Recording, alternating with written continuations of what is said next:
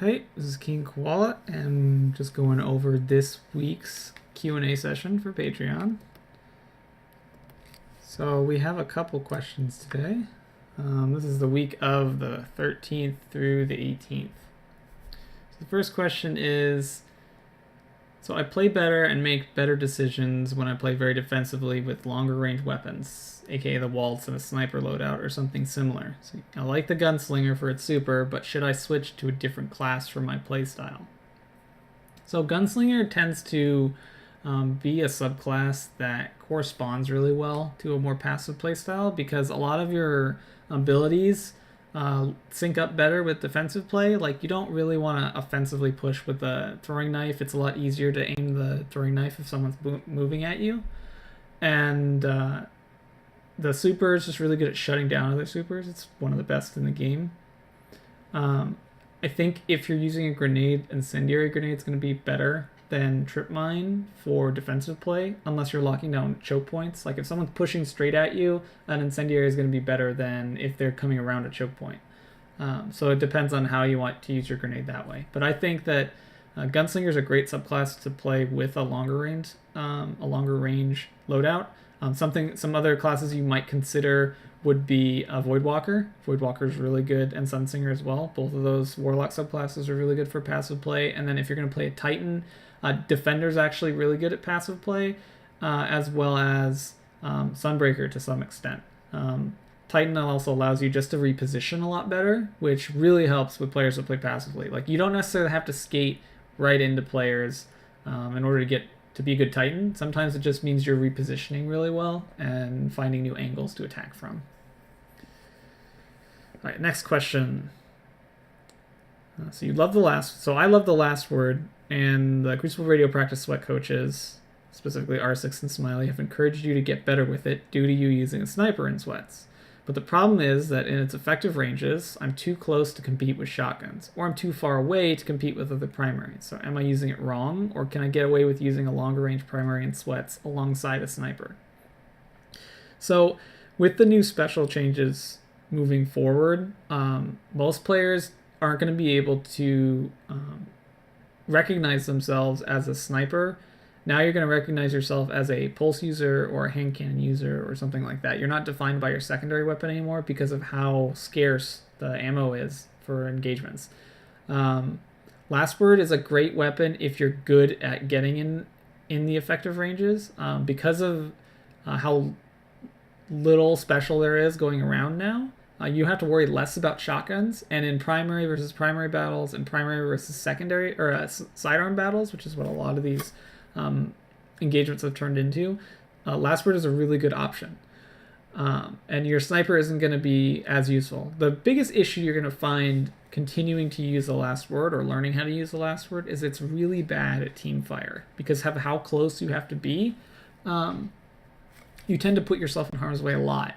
So if you're going to use it, you're normally like the frontline guy that's going to take the brunt of the damage, and your main goal is going to be to trade over standing behind that front line and trying to take pot shots or support fire, because Last Word just isn't great at that. It's best as a 1v1 weapon. So if you focus a lot on trying to get into 1v1 engagements or trying to clean up kills or just trying to challenge very closely, then absolutely stick with the Last Word. If you don't want to learn how to use Last Word, then I would say use the legendary hand cannon for sure. That's going to be your best bet, because not only is it good at winning 1v1 engagements, so a hand cannon like Eyes Luna or Palindrome, not only is it good at winning 1v1 engagements, it's also fantastic at teamfire. You get a lot of extra space that you don't get with Last Word. So that's my answer to that one. So next question, concerning individual snipers, specifically Devil's Dawn versus Event Horizon. It was suggested to me to pick up the vendor Event Horizon since I don't have a good roll on one. But the vendor roll doesn't have quick draw. So in your opinion, should I take the advice and switch to Event Horizon, or give up the quick draw perk on Devil's Dawn? Quick draw is best utilized when you have the wrong weapon out. Or you're trying to draw to deal with a self-res or a super that's popped, roaming super that's popped like relatively close to you.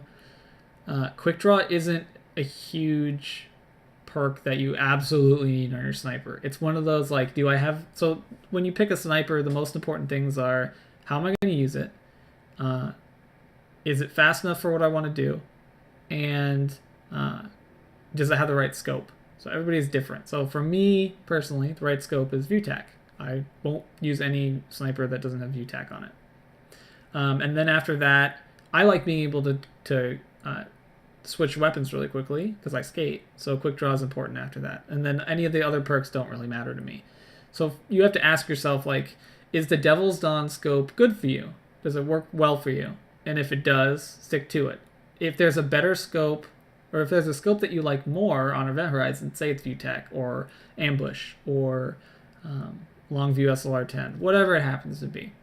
If there's a better scope out there for you, that's the most important thing for you, because that's going to be key for you even landing your shots. If you don't like the scope, you're probably not going to land as many shots as if you do like the scope. After that, again, just because it doesn't have quick draw doesn't mean it's a bad sniper. There are just certain limitations on it that you're just going to have to deal with. But I don't think it's a big deal. And again, just going back up to one of the earlier questions, because special ammo isn't as prevalent anymore, you might not even snipe once a game. So not as important to have all perfect perks anymore. Just knowing when you do have that power weapon, how to best utilize it. Next question. So fun question. How is my fiance, and is she impressed with how much I'm able to spend on my wedding? She's more impressed not with how much the show is bringing in, but the fact that I'm still doing it. She has pressured me a lot to pursue things that I love doing. So if it wasn't for her, I probably wouldn't even do the show. She gives me a lot of support when I'm having off days, or when I don't really want to do it, or when I'm struggling and don't feel like I'm giving like good enough for what I'm trying to provide, like all those kind of things. She keeps me down to earth level. So so really, it's not the money that I'm bringing in, it's the fact that I'm dedicated to it. The money's nice, but for both of us, it's really just, am I happy doing this? And I am. Like, I really like doing this for you guys. Last question. So you hear a lot of good players saying, don't worry about your KD, myself included. But what number is the best measure of success you should be looking at? So is it ELO, or is it something else that's better to tell you if you're improving? So if you're looking at stats to kind of gauge if you're improving or not, I would look at two stats.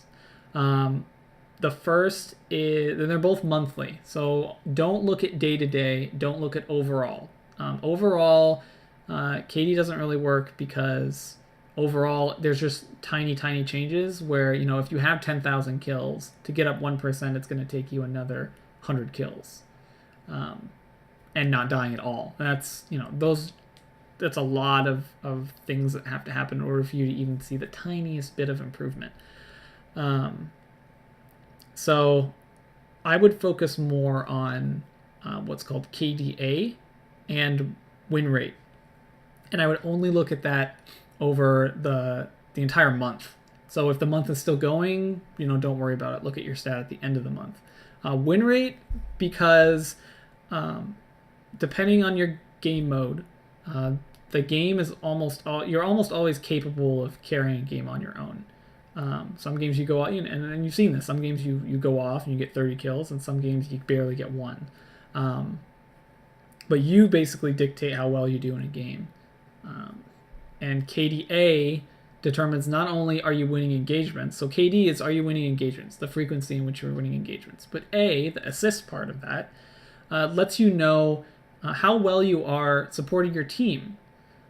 So if you have like a 2.0 KDA, that means for every one engagement you're winning, you're also supporting a teammate before you die, which is really good. That's what you should, that should be your goal, is you're supporting a teammate and you're getting a kill before you die.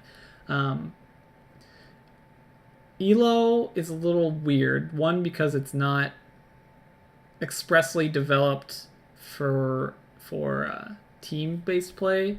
It was really created for 1v1s for chess. So too much about ELO isn't in your control, so I don't like looking at it. Win rate, however, again, a lot of these games are in your control, so your win rate should be above 50%. That tells me you're doing well, because as you win more, you start getting put against better players. So if your win rate hovers around 50%, or if your win rate's above 50%, you're slowly going to play against better and better players because you win more often than you lose. I would say a really good win rate to have is 65%. If you're at 65%, like that is like cream of the crop.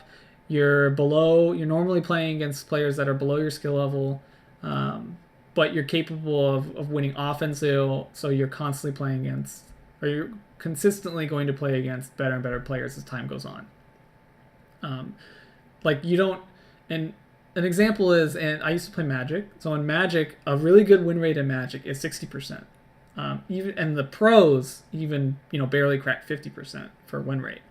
A lot of that is a lot of the game happens to have a lot of variance in it, and other things with the game just happen to be based on your own skill level, right? So if you exclude variance altogether, the best players consistently win. And that's just how it is. If you're a good player, you consistently win. So win rate is a good, again, over the month, is a good way to recognize how well you're doing. So aim for 50%. Anything higher than that, and you're slowly going to start playing against better and better players, which is good. That's, again, another way for you to recognize if you're improving.